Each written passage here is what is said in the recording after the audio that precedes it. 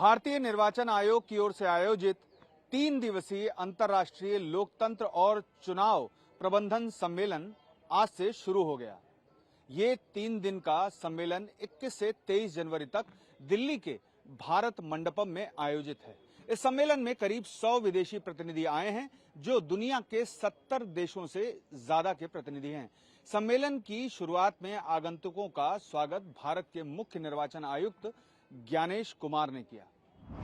Honorable Election Commissioner Dr. Sukhbir Singh Sandhu ji, Honorable Election Commissioner Dr. Vivek Joshi, Secretary General of International IDEA Dr.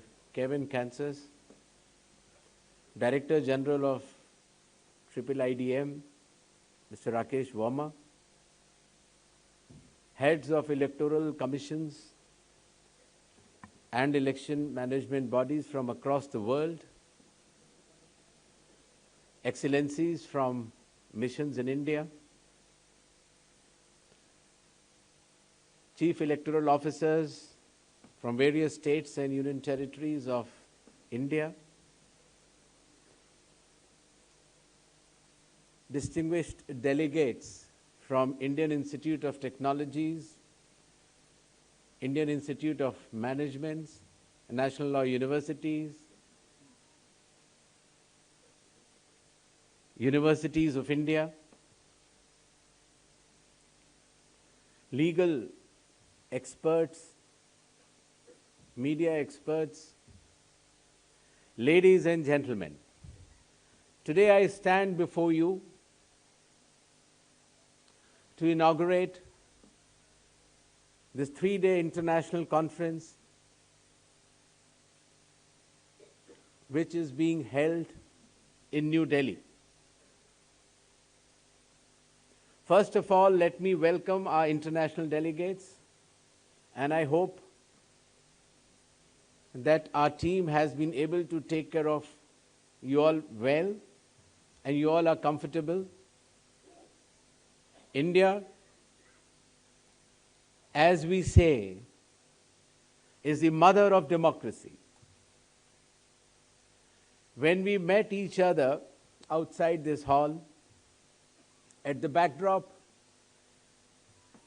you could see the stupa and the pillar of Ashoka, popularly known as where democracy began.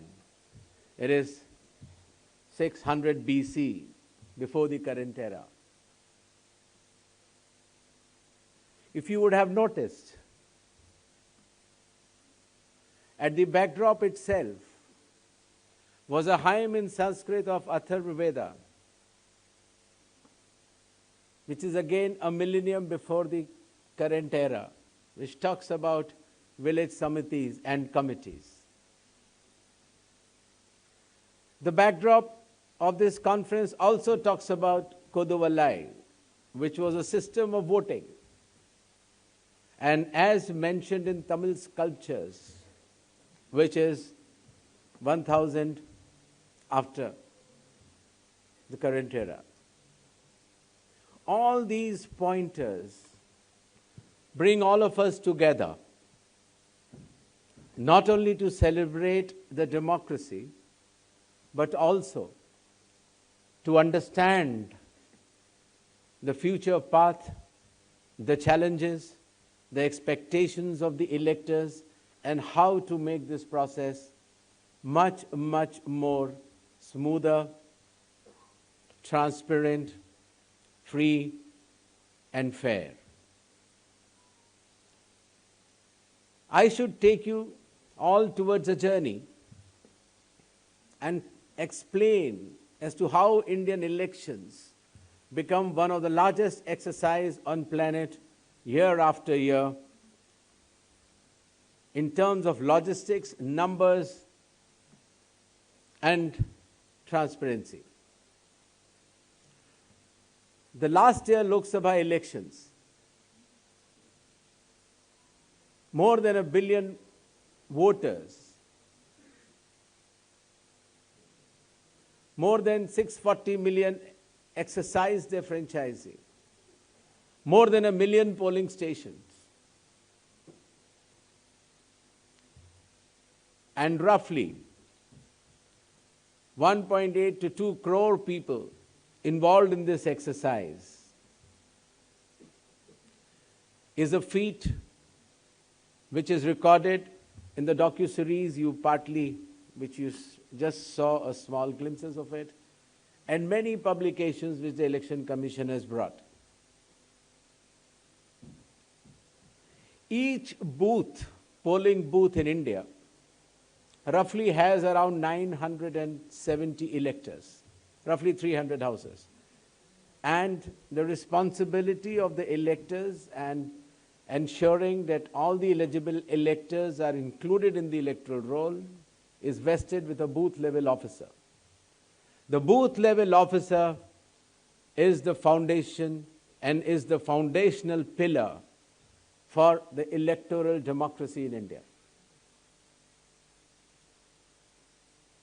Indian elections, as our constitution says, has been divided into two broad segments. One is the preparation of electoral rolls, and two is the conduct of elections. And as all of you would agree, which we will deliberate in our plenary also, that pure electoral rolls, including each and every eligible elector as per law, is essential to strengthen the democracy and all elections which will be held on the basis of that electoral roll. The second segment is the conduct of elections, which becomes a very, very challenging and logistical affair, because a large number of people have to obey and follow the electoral laws and the instructions issued by the election commissions or electoral commissions globally, anywhere, including India. I would also like to share with you an elections which we recently held. In India, the state of Bihar went for its elections recently, few months back. The first step was purification of electoral rolls, including eligible electors. That stage got completed, and under electoral laws, there is a provision for the elector of any assembly segment to file appeals, so that no wrong name gets included and no right name gets excluded. And you will be amazed with the efficiency of the booth-level officers, the electoral registration officers, and the chief electoral officer of Bihar, that out of 75 million electors, the number of appeals were 0. Amongst tight public scrutiny and the watch of all citizens in Bihar and across the country, the electoral rolls were finalized, and then the elections were held. And another feat which was achieved in these Bihar elections were, we had polling on 2 dates, 6th November and 11th November. Nearly 1 lakh polling stations. And once again, a leading question, how many repolls were required? 0. That was the level of efficiency which was attained by our returning officers, our sectoral magistrates, and our presiding officers in each and every polling booth. And of course, the results showed that few seats were tightly contested with around 3 lakh votes in each seat, but then 25 could be the margin of one or the other.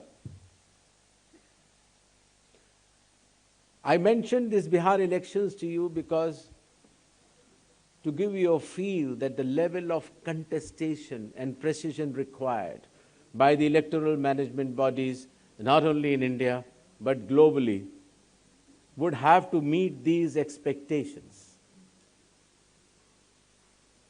During this 3-day conference, which has been carefully designed by Mr. Rakesh in IICDEM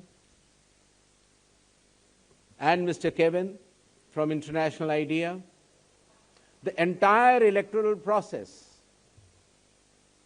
has been segmented into 36 verticals, along with 7 global themes. And each of these 36 verticals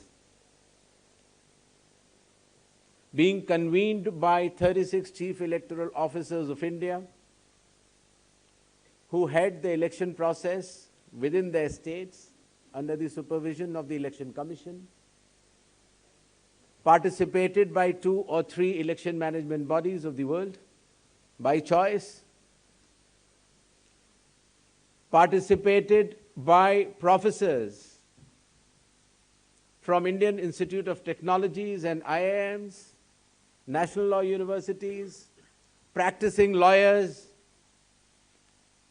and perception managers who work in our media. So there will be around 36 teams which will be working sincerely on each of these segments and bring out reports which will be published widely across the globe in as many languages as possible. We are also working on an atlas of democracy in the world.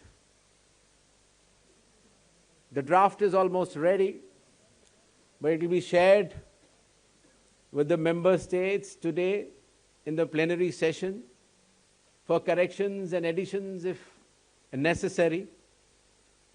And that atlas comes out as a synopsis of the electoral processes, how democracy functions, the size of democracy, and how the electoral commissions function in that country. In brief, these are the few outcomes which are very professionally designed for this international conference and will keep you busy for next 2.5 days. The Election Commission of India, its protocol division, and all the chief electoral officers will take care of you well, but these outcomes are necessary so as to build up a necessary database and contents which can, in summary, be called as the encyclopedia of democracies across the globe. सम्मेलन में 3 दिनों में कई सत्र होंगे, जैसे उद्घाटन सत्र, चुनाव प्रबंधन से जुड़े नेताओं की बैठकें, कार्य समूह की बैठकें और अलग-अलग विषयों पर चर्चा होगी। इन बैठकों में दुनिया भर के चुनावी मुद्दों, अच्छे चुनावी नियमों और नई तकनीक व तरीकों पर बातचीत होगी और एक दूसरे से जो सुझाव हैं वो भी साझा किए जाएंगे। पीयूष पांडे, TV9 भारतवर्ष, नई दिल्ली।